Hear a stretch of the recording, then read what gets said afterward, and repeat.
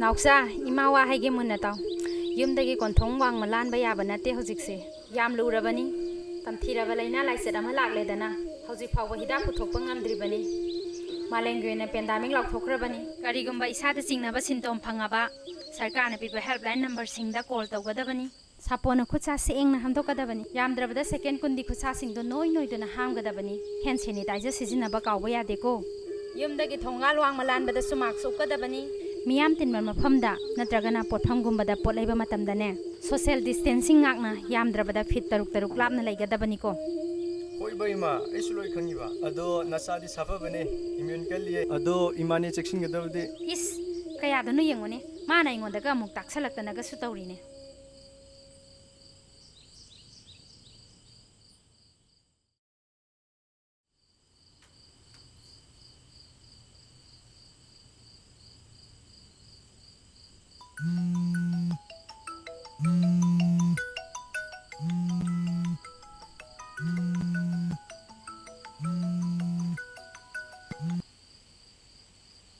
Hello itaw.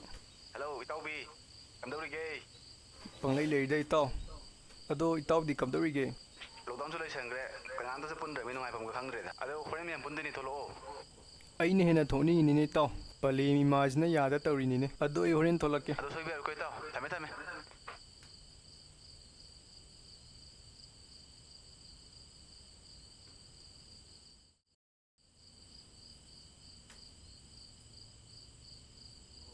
Ima.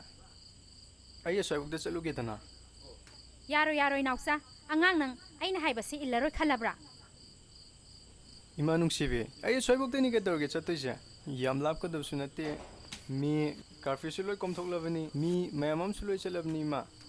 Government curfew komthoklibase. Marui ba thabak thoram singdo chanabagi damaktani. Madudi natadana. Kanagumba kharana pangchat chatpa pangkoi ba. Ai pamde ko. Ataba singi mataw tangwana nausa. Chatpa yaroi. Ai sasu kaya nungaite.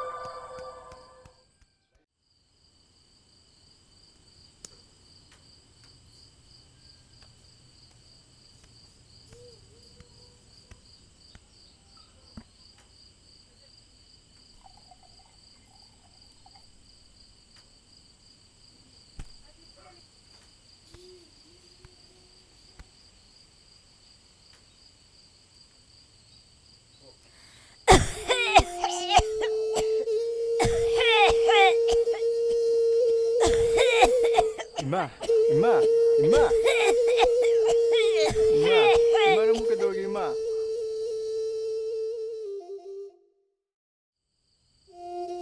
Stay home, stay safe.